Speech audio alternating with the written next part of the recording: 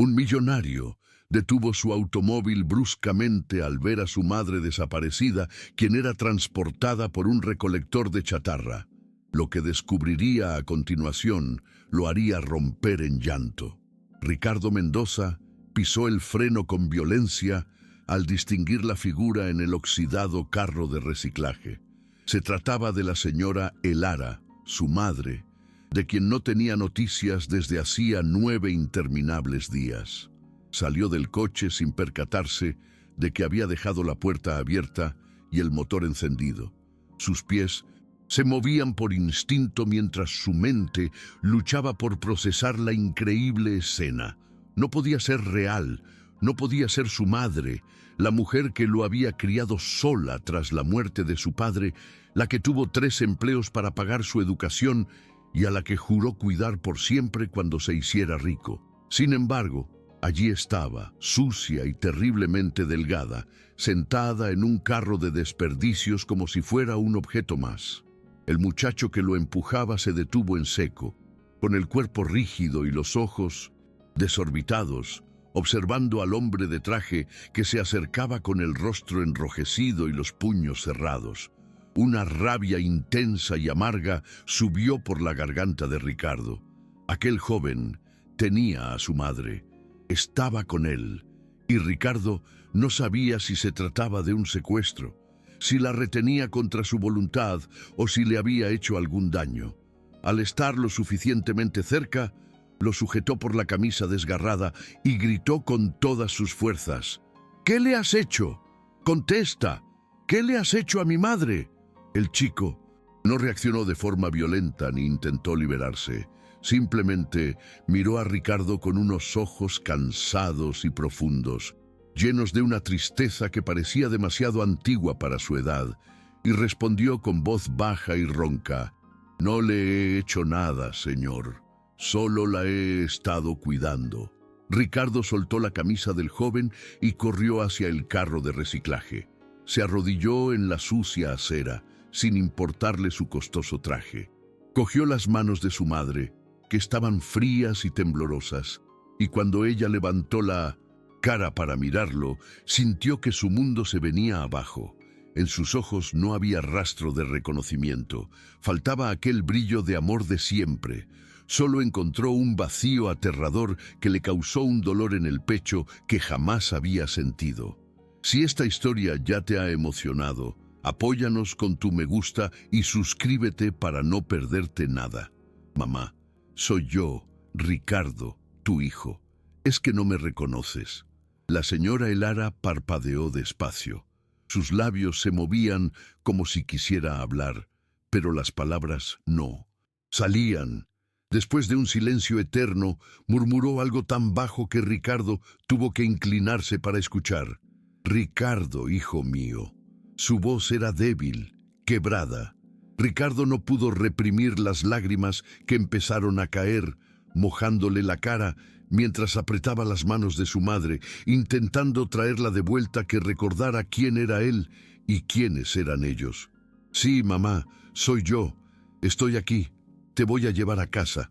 Se giró hacia el muchacho, que seguía quieto con la cabeza gacha, y la rabia regresó, esta vez mezclada con una confusión que no podía explicar. «¿Cómo acabó contigo? ¿Dónde la encontraste? Habla». El joven respiró hondo. Se secó el sudor de la frente con el dorso de la mano sucia y empezó a hablar con calma, eligiendo cada palabra como si temiera equivocarse. «La encontré hace 6 días de madrugada, cerca del vertedero del barrio norte. Estaba en el suelo, herida y confusa, hablando sola. Creí que moriría si no hacía nada». A Ricardo se le revolvió el estómago. La imagen de Minchesint, su madre tirada en un vertedero, se proyectó en su mente como una pesadilla. Tuvo que contener las ganas de gritar de nuevo, de golpear algo, de romperlo todo. «¿Y por qué no la llevaste a un hospital? ¿Por qué no llamaste a la policía? ¿Por qué te quedaste con ella todo este tiempo?» El muchacho levantó la vista, y Ricardo percibió en sus ojos una dignidad que no esperaba, una fuerza silenciosa que no encajaba con su ropa rota y su cuerpo delgado. El primer día la llevé al centro de salud. Básico, pero me dijeron que sin documentos, sin familia, no podían hacer nada. Me indicaron que necesitaba un hospital grande, pero yo no tenía dinero para un taxi, ni móvil para llamar a nadie. Solo mis manos y este carro de reciclaje. Así que la llevé a mi casa, la cuidé como pude, le di agua, comida, le limpié las heridas. Me senté con ella cuando lloraba por la noche y cada día salía con ella, porque no podía dejarla sola, no sabía dónde estaba ni quién era, y tenía miedo de que desapareciera otra vez. Ricardo guardó silencio, procesando cada palabra, sintiendo cómo la culpa y la vergüenza crecían en su interior. Había juzgado a aquel muchacho, había pensado lo peor, y ahora descubría que el joven al que había agarrado con rabia había sido la única persona que ayudó a su madre cuando más lo necesitaba. ¿Cómo te llamas? La pregunta salió en un susurro, y el joven dudó antes de contestar. Mateo, mi nombre es Mateo. Ricardo se pasó la mano por la cara, intentando ordenar sus ideas, y volvió a mirar a su madre, que ahora tenía los ojos cerrados, la respiración pausada, el cuerpo lánguido en el carro de reciclaje. El pánico le oprimió el pecho. Necesita ir al Hospital Central Metropolitano ya. Necesita médicos, análisis, tratamiento. Yo la llevaré. Se puso en pie. Cogió a su madre en brazos con cuidado, notando lo ligera que estaba, demasiado frágil, y la llevó hasta el coche. La acomodó en el asiento trasero, apoyando su cabeza en un cojín, y cuando iba a cerrar la puerta, oyó la voz de Mateo a su espalda. «Señor, ¿se pondrá bien?» Ricardo se giró y vio al muchacho junto al carro de reciclaje, con las manos aferradas al metal oxidado y el rostro lleno de una preocupación genuina. Sintió que algo se rompía dentro de él. Aquel chico que no tenía nada, que vivía de recoger basura, había cuidado de su madre con más amor y dedicación que muchas personas ricas que él conocía. Estará bien, te lo prometo. Y volveré para hablar contigo, para agradecértelo como es debido, para hacer algo por ti, porque la salvaste, ¿entiendes? Salvaste a mi madre. Mateo asintió lentamente, sus ojos brillando con lágrimas que intentó ocultar, volviendo el rostro. Ricardo subió al coche y aceleró hacia el Hospital Central Metropolitano más cercano, con el corazón desbocado y la cabeza llena de preguntas que no sabía si podría responder. ¿Cómo había llegado su madre a aquel lugar? ¿Cómo se había perdido? ¿Cómo había estado tantos días sin que nadie la encontrara antes? Y sobre todo, ¿qué le había sucedido en esos 9 días que parecían haberle robado una parte de la mujer que él conocía? De camino al Hospital Central Metropolitano, Ricardo miraba por el retrovisor a cada instante, viendo a su madre tumbada en el asiento trasero, con la respiración irregular, el rostro pálido y sudoroso. Pisaba el acelerador, tocaba el claxon a los coches de delante, maldecía el tráfico y rezaba para que aguantara, para que no fuera demasiado tarde. Cada vez, ella gemía de dolor.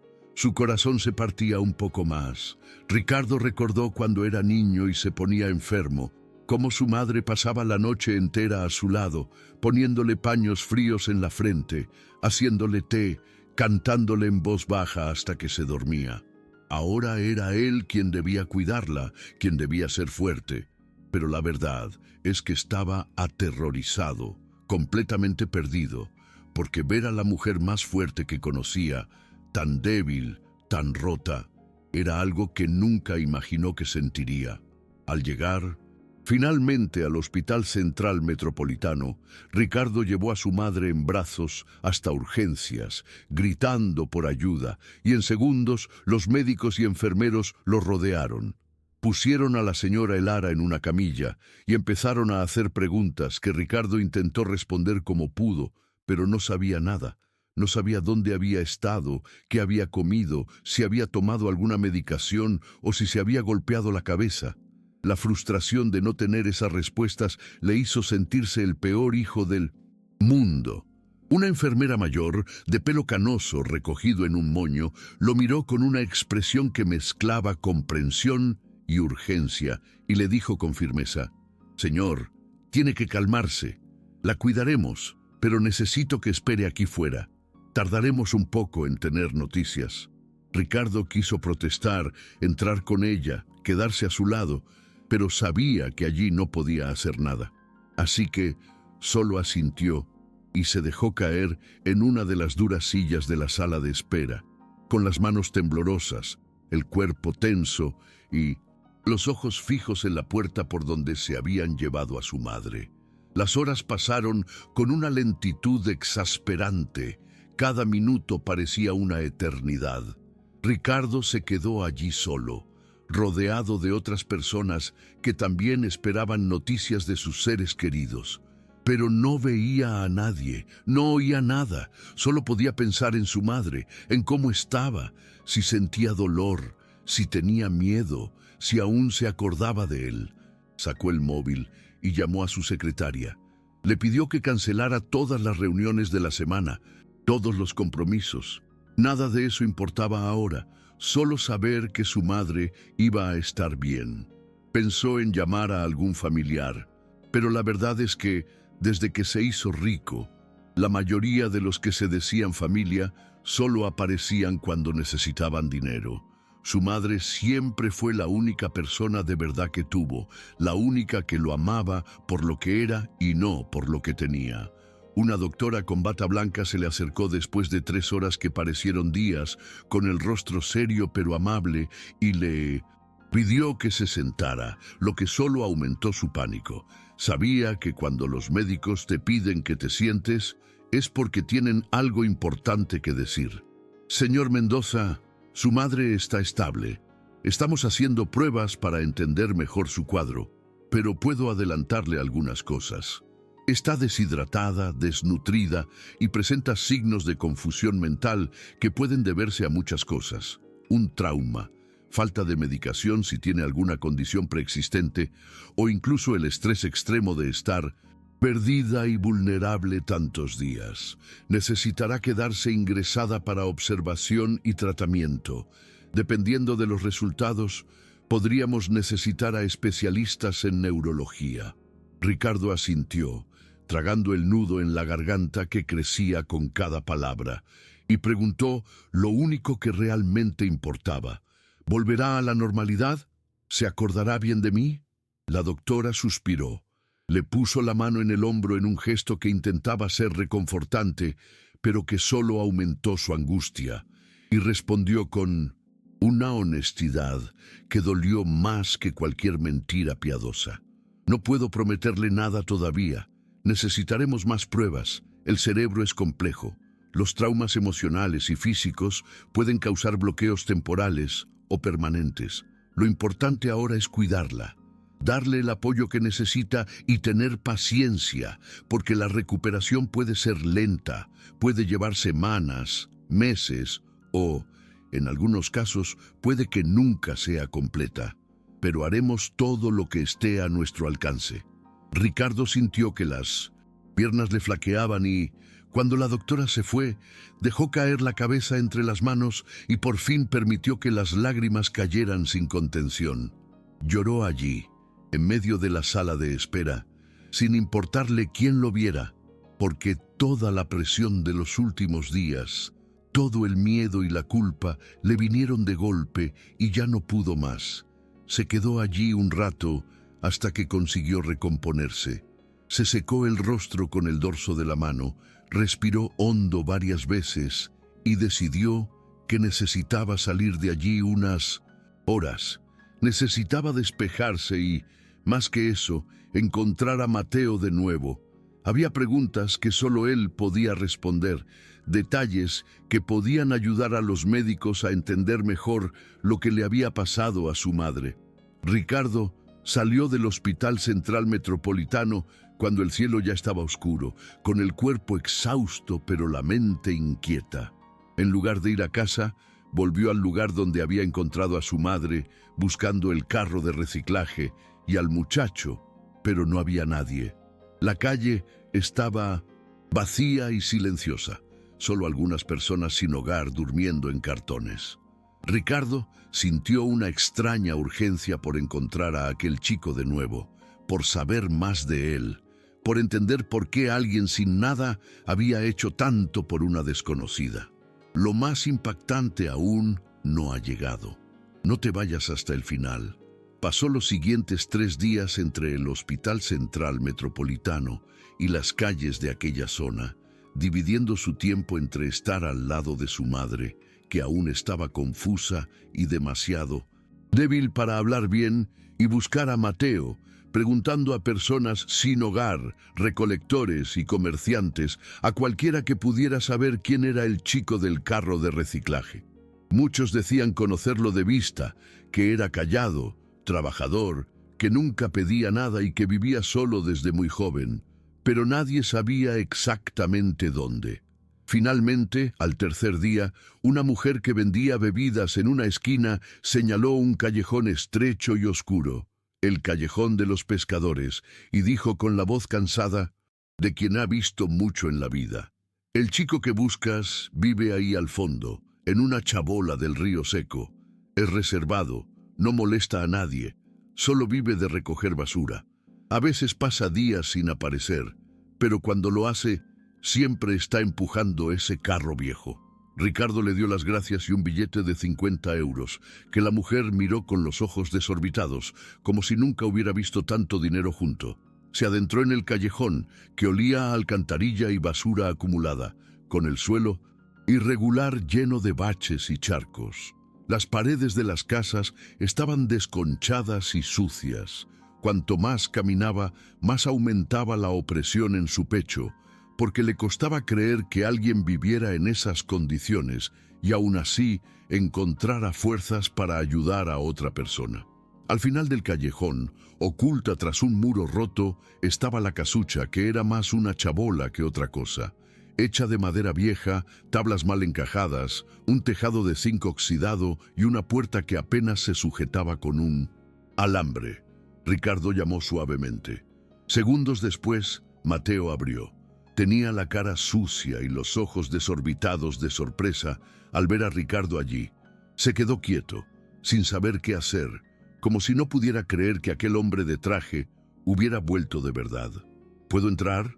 Mateo dudó, mirando hacia el interior como si se avergonzara, pero se apartó y dejó pasar a Ricardo a un espacio tan pequeño que apenas cabían 2 personas. Un colchón fino y roto en el suelo, una olla abollada en un rincón junto a un hornillo improvisado, algo de ropa colgada en un alambre y nada más. Absolutamente nada que indicara comodidad o dignidad. Ricardo sintió que la garganta se le oprimía de nuevo, y cuando habló, su voz salió ahogada. Cuidaste de mi madre viviendo aquí, durmiendo aquí, y aún así le diste todo lo que tenías. Mateo bajó la cabeza, jugueteando con el borde de su camisa rota, y respondió con una sencillez que a Ricardo le partió el corazón. Era lo que tenía para ofrecer, señor. Sé que no es mucho, pero hice lo mejor que pude. Compartí mi comida con ella, le di mi manta cuando tenía frío por la noche y me senté a su lado cuando lloraba llamando a alguien. No podía hacer más. Ricardo dio un paso, sintiendo el suelo irregular, y sujetó con firmeza los hombros del muchacho, mirándolo a sus ojos enrojecidos y cansados. Hiciste más de lo que cualquiera haría. Tienes un corazón que vale más que todo mi dinero. Y he venido a decirte algo. A partir de hoy, no vas a vivir más. Así, voy a ayudarte. Te daré un lugar digno donde vivir, un trabajo, una oportunidad de tener una vida mejor. Te lo mereces y es lo mínimo que puedo hacer por lo que hiciste por mi madre, y no acepto un no por respuesta. Mateo parpadeó, mientras las lágrimas rodaban por su rostro delgado, dejando surcos limpios en la suciedad. Negó con la cabeza sin poder hablar, abrumado por la emoción. Señor, no necesito caridad. Solo hice lo que creí correcto. Cualquiera haría lo mismo. Ricardo sonrió, una sonrisa triste pero sincera, y apretó los hombros del chico con más fuerza. No, Mateo, no cualquiera lo haría. La mayoría pasaría de largo, fingiría no ver, tendría miedo de involucrarse. Pero tú no. Te detuviste, la cuidaste, le diste dignidad a alguien que estaba completamente perdido. Y esto no es caridad, es gratitud. Y si me dejas, quiero que conozcas a mi madre cuando mejore. Quiero que sepa quién eres. Quiero que ella también te lo agradezca, porque no eres un extraño para nosotros. Eres la persona que salvó a la mujer más importante de mi vida y nunca lo olvidaré. Mateo se quedó allí, con las lágrimas aún mojándole el rostro, sin poder procesar lo que sucedía. Nadie había hecho nunca nada por él. Nadie lo había mirado como Ricardo lo hacía ahora, con respeto, con gratitud, con una humanidad que no estaba acostumbrado a recibir. Cuando por fin consiguió hablar, su voz salió temblorosa. Señor, no sé qué decir, nunca nadie me ha tratado así, siempre me las he arreglado, solo desde que mi madre murió cuando yo tenía 12 años. Desde entonces, solo somos yo y este carro de reciclaje, yo y las calles. Nunca he esperado nada de nadie. A Ricardo se le encogió el pecho con esas palabras, imaginando la vida que aquel muchacho había llevado. Cuántas noches de hambre, cuántos días de soledad, cuántas veces debió de ser ignorado y humillado. Y aún así, había guardado en su interior una bondad que mucha gente que lo tenía todo no poseía. Entonces, déjame ayudarte ahora. Permíteme darte una oportunidad de tener algo mejor. Te lo mereces, Mateo. Te mereces mucho más que esto. Ricardo volvió a mirar la chabola del río seco, cada detalle de aquella pobreza extrema, y tomó una decisión. Sacó el móvil y llamó a su secretaria, pidiéndole que reservara una habitación en un hotel Estrella Dorada decente, cerca del Hospital Central Metropolitano, un lugar donde Mateo pudiera quedarse mientras él organizaba algo permanente.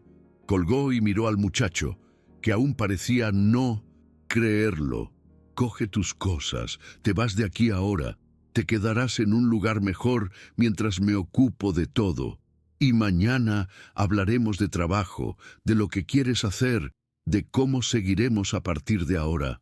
Mateo miró el colchón viejo, la olla abollada y la poca ropa que tenía, dándose cuenta de que casi no tenía nada que llevar. Cogió una mochila gastada, metió dentro las 2 camisas que le servían y la foto descolorida de su madre que guardaba como un tesoro. Asintió, listo para seguir a Ricardo, porque por primera vez en su vida sintió que tal vez las cosas podían ser diferentes. En el coche, de camino al hotel Estrella Dorada, Mateo permaneció en silencio, mirando por la ventana las calles iluminadas, los edificios altos y la gente apresurada. Todo aquello siempre había sido parte de su mundo, pero desde una perspectiva distinta. Siempre lo había visto desde fuera, y ahora estaba dentro de un vehículo con aire acondicionado y asientos de cuero, con olor a nuevo. Era extraño, aterrador, pero también agradable de una forma que no sabía explicar. Ricardo miró de reojo al muchacho y al ver su expresión de asombro y esperanza, decidió romper el silencio. Mateo, quería preguntarte algo. Cuando encontraste a mi madre, ¿dijo algo? ¿Mencionó algún nombre, algún lugar, algo que me ayude a entender cómo fue a parar allí? Mateo pensó un momento, con el ceño fruncido, y luego respondió lentamente. Decía muchas cosas confusas, señor. A veces parecía conversar con alguien que no estaba.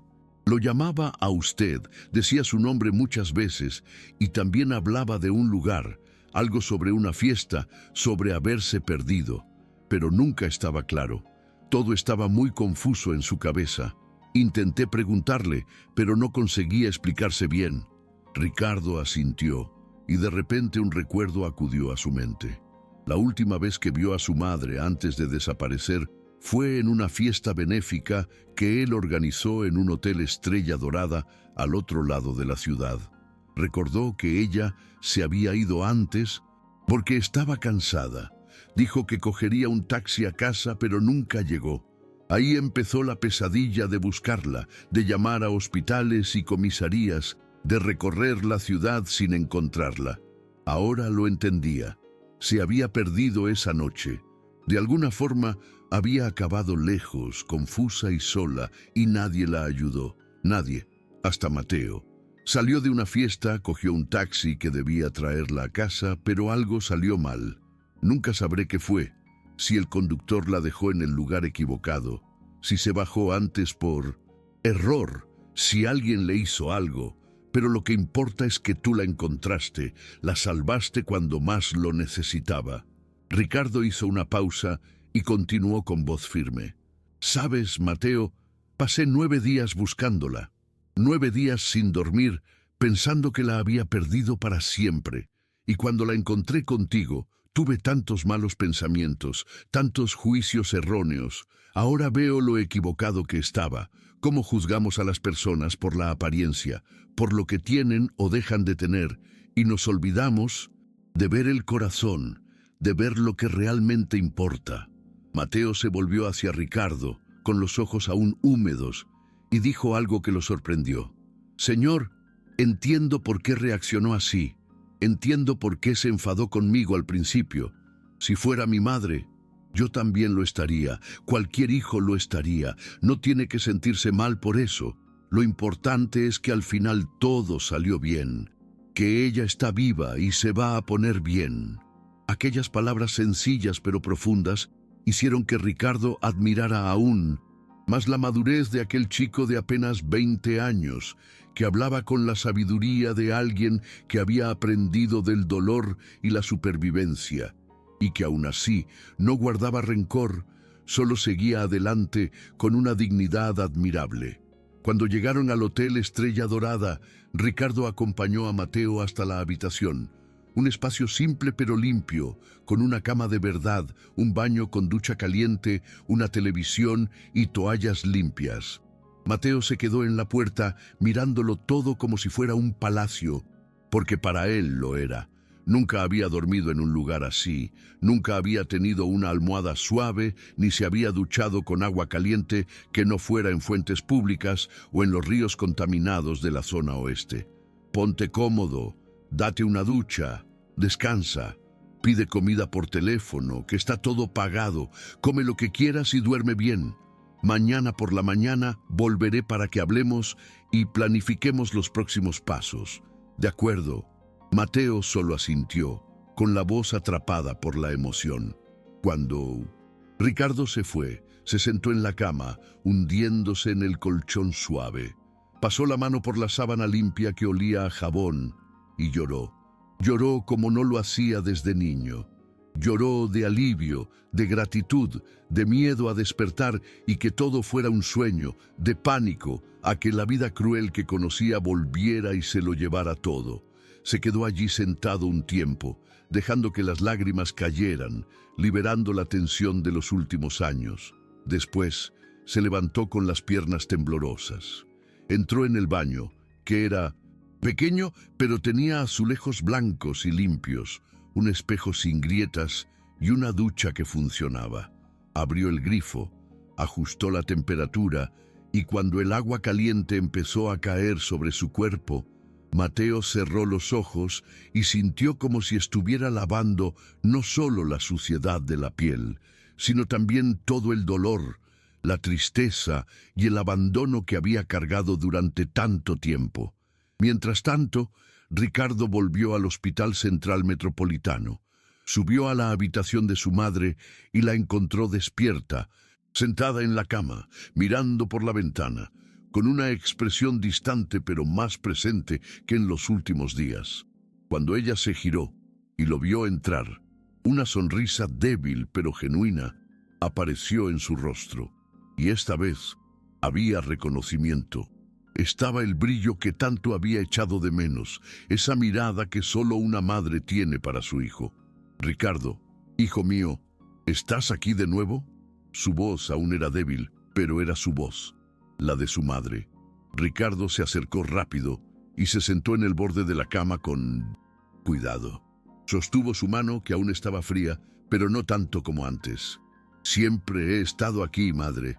y nunca me iré. ¿Estás mejor? ¿Recuerdas más cosas? La señora Elara asintió lentamente, apretando la mano de su hijo mientras las lágrimas rodaban por sus mejillas. Recuerdo algunas cosas. Recuerdo haberme perdido, tener miedo, no saber dónde estaba, gente que pasaba sin verme. Recuerdo tener frío, sed, y a un muchacho, un joven que se detuvo, me recogió del suelo y me llevó a algún lugar. Pero muchas cosas aún están confusas. Es como un mal sueño que no se va del todo. Ricardo apretó su mano con más fuerza, sintiendo que ella volvía a él en pedazos, que necesitarían paciencia para unirse. No te fuerces, madre. Lo importante es que estás a salvo. Te cuidan los mejores médicos y yo estoy aquí, siempre. Y una cosa más. Ese muchacho que te ayudó se llama Mateo y lo encontré. Lo he llevado a un lugar mejor. Cuando estés lista y los médicos lo permitan, lo traeré para que lo conozcas bien, para que le des las gracias. Los ojos de la señora Elara se abrieron de par en par, más lágrimas cayeron y se llevó la mano al pecho. Quiero conocerlo, Ricardo. Lo necesito, porque sé que si no fuera por él, no estaría aquí ahora. Lo sé en mi corazón, lo siento. Conversaron durante horas. Ricardo le contó a ella sobre Mateo con más detalles, sobre la chabola del río seco donde vivía, cómo compartió su comida con ella, cómo la cuidó sin esperar nada a cambio. La señora Elara escuchaba con atención y las lágrimas no dejaban de caer. En un momento, interrumpió a su hijo y dijo algo que quedó grabado en la memoria de Ricardo para siempre. Este niño tiene el corazón que el mundo necesita, el que la mayoría de la gente perdió. Si puedes hacer algo por él, hazlo todo. Dale todo lo que puedas porque se lo merece. Personas así son raras, son regalos que la vida nos da. En los días siguientes, la salud de la señora Elara mejoró considerablemente. Los exámenes mostraron que no había daños permanentes en el cerebro. La confusión mental había sido causada por deshidratación severa, desnutrición y estrés extremo, pero con tratamiento, descanso y alimentación se recuperaría por completo. Los médicos dijeron que había tenido mucha suerte. Unos días más sin cuidados y el resultado habría sido trágico. Tras una semana y media, recibió el alta y Ricardo la llevó a la residencia La Colina Verde, la mansión donde vivía solo desde que se hizo rico. Una casa enorme, con minos, jardines y piscina, pero que siempre le había parecido vacía y fría. Ahora, finalmente, volvería a tener la presencia de la única persona que hacía de aquel lugar un verdadero hogar. Ricardo también cumplió cada promesa que le hizo a Mateo e hizo más de lo que prometió. Le consiguió un apartamento pequeño pero digno en un barrio sencillo y seguro, con 2 habitaciones, salón, cocina y baño, todo limpio y funcionando. Lo amuebló con cosas nuevas: cama, sofá, mesa, nevera, cocina. Llenó la despensa y le dejó dinero para las primeras facturas, entregándole la llave en un día que él nunca olvidaría. Mateo entró en el apartamento con las manos temblorosas, mirando cada habitación con los ojos desorbitados, tocando las paredes como si necesitara confirmar que era real. Se sentó en el sofá y se hundió en el tapizado suave. Vio la cama hecha con sábanas nuevas y un armario con ropa nueva. Cuando volvió al salón, se arrodilló y lloró de una manera que asustó a Ricardo.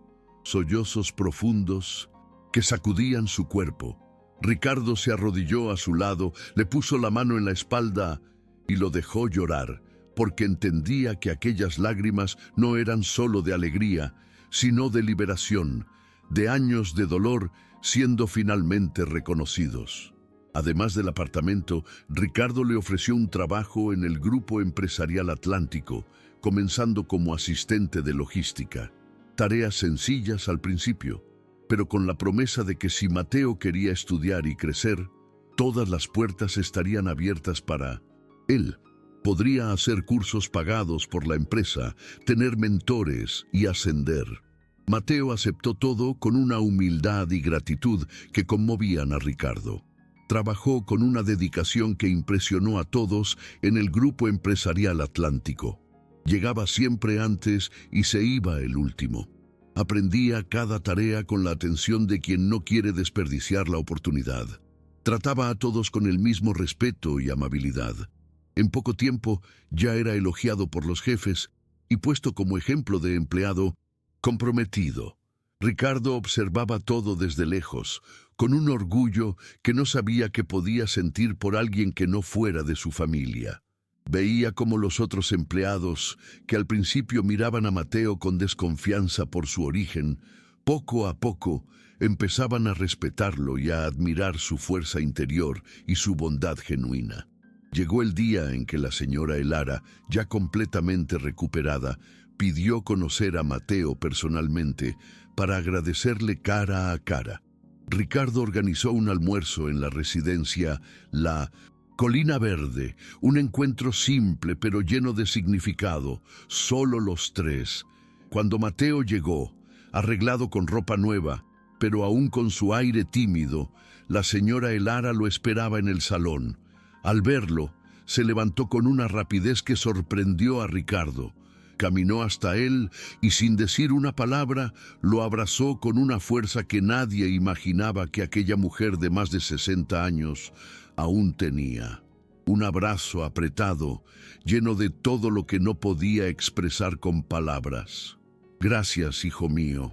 Gracias por salvarme, por cuidarme, por no dejarme sola, por tratarme como a una persona cuando estaba perdida, por darme tu comida, por compartir tu techo, por sostenerme la mano.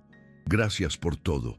Mateo le devolvió el abrazo, y las lágrimas volvieron a caer, mojándole el hombro. Respondió con la voz quebrada: No tiene que agradecérmelo, señora Elara. Solo hice lo que cualquier persona con corazón haría. No podía dejarla allí sola. La señora Elara se apartó un poco, sostuvo su rostro con ambas manos y lo miró fijamente a los ojos. No, hijo mío, hiciste mucho más que eso. Me trataste con dignidad cuando no tenía nada. Fuiste mi luz, fuiste mi ángel, y nunca lo olvidaré. Mientras viva, recordaré lo que hiciste por mí. Almorzaron juntos. Una comida sin formalidades, como una familia. Conversaron sobre la vida de Mateo, su dura infancia, su madre, cómo sobrevivió en las calles y sus sueños imposibles. La señora Elara y Ricardo escucharon todo con respeto e interés. Cuando Mateo terminó, la señora Elara le tomó la mano y dijo algo que lo cambió todo. Ya no estás solo, Mateo. Ahora nos tienes a nosotros, a esta pequeña pero verdadera familia. Y mientras yo viva, tendrás un lugar al que volver. Tendrás gente que se preocupa por ti. Tendrás amor. Mateo no pudo responder, solo le apretó la mano y lloró una vez más. Pero eran lágrimas diferentes. Eran las lágrimas de quien finalmente encuentra lo que ha buscado toda su vida sin saberlo.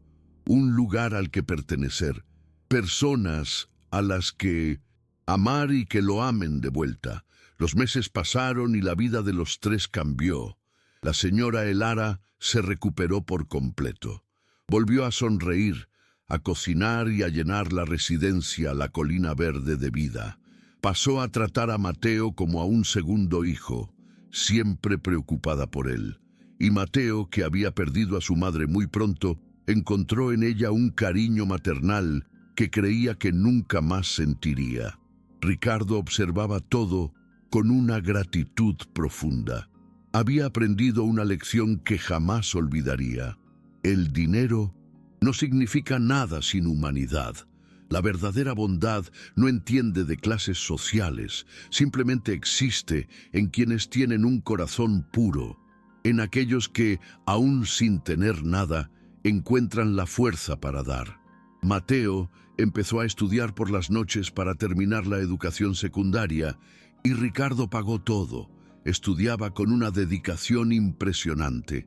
En menos de un año terminó con notas excelentes. Ricardo estuvo en la graduación sentado junto a la señora Elara. Ambos aplaudieron con lágrimas en los ojos cuando Mateo subió al escenario a recoger su certificado. En ese momento, Ricardo sintió que había hecho lo correcto. Un año después de aquel día que lo cambió todo, Ricardo organizó una fiesta íntima en la residencia La Colina Verde. Invitó a Mateo, a su madre y a las pocas personas que realmente importaban. En medio de la fiesta, pidió atención y con la voz cargada de emoción empezó a hablar. Quiero hacer un brindis. Hace un año yo era un hombre que creía tenerlo todo, pero estaba equivocado. Me faltaba lo más importante, la humildad, la empatía. Juzgaba a las personas por su apariencia y por mi arrogancia casi pierdo a la persona más importante de mi vida. Pero la vida me dio una lección. Cuando encontré a mi madre en aquel carro de reciclaje, cuidada por un desconocido, aprendí el verdadero significado de la bondad. Conocí a alguien que me enseñó que el heroísmo no necesita capa, solo el valor de hacer lo correcto cuando nadie mira. Mateo, salvaste a mi madre, pero también me salvaste a mí. Me salvaste de convertirme en una persona vacía y nunca podré agradecértelo lo suficiente. Todos aplaudieron. Mateo, rojo de vergüenza, intentó esconder el rostro, pero la señora Elara le sujetó la mano y le susurró al oído con una intensidad que le llegó al alma. Te mereces todo este amor, hijo mío. Eres especial. Doy gracias cada día porque aparecieras en mi vida, por salvarme y por demostrarme que la bondad todavía existe en el mundo. Aquella noche, cuando todos se fueron, Ricardo se quedó solo en la terraza, mirando el cielo estrellado. Perder a su madre fue su peor pesadilla, pero también fue lo que trajo a Mateo a sus vidas, lo que le enseñó lo que de verdad importaba y lo que lo hizo cuestionar todo lo que creía saber sobre el éxito y la verdadera riqueza. Su madre apareció a su lado y le puso una mano en el hombro. Te has convertido en el hombre que siempre soñé que serías. No por el dinero, sino porque has aprendido a ver a las personas, a valorar a quien lo merece y a usar lo que tienes para marcar la diferencia. Y eso me enorgullece más que cualquier logro profesional. Ricardo la miró, con los ojos brillantes. Lo aprendí de usted, mamá. Todo lo bueno que hay en mí es gracias a usted. Usted me enseñó lo que de verdad importa. La señora Elara sonrió. Esa sonrisa que Ricardo había temido no volver a ver. No, hijo mío, lo aprendiste de la vida y de ese muchacho especial que se cruzó en nuestro camino. Ese niño de corazón gigante, que no tenía nada y lo dio todo, y que ahora es parte de nuestra familia para siempre. Si este relato te ha conmovido, compártelo para que su mensaje llegue más lejos. Y allí, bajo un cielo lleno de estrellas, Ricardo entendió con una claridad meridiana que el verdadero significado de encontrar a alguien no reside en el lugar ni en las circunstancias, sino en reconocer la luz en las personas, incluso en la oscuridad, en valorar la bondad, aunque venga envuelta en ropas raídas, y en no olvidar nunca que un corazón puro, que ama sin esperar nada a cambio, vale infinitamente más que todas las riquezas del mundo. Porque la riqueza se puede perder, pero la bondad, la gratitud y el amor verdadero permanecen grabados en el alma para siempre.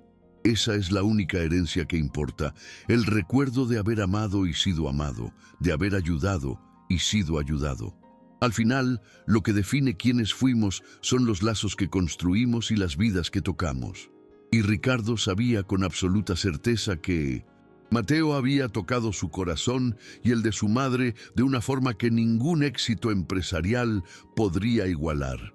Esa era su mayor riqueza, la prueba viva de que la humanidad, la bondad y el amor aún existen.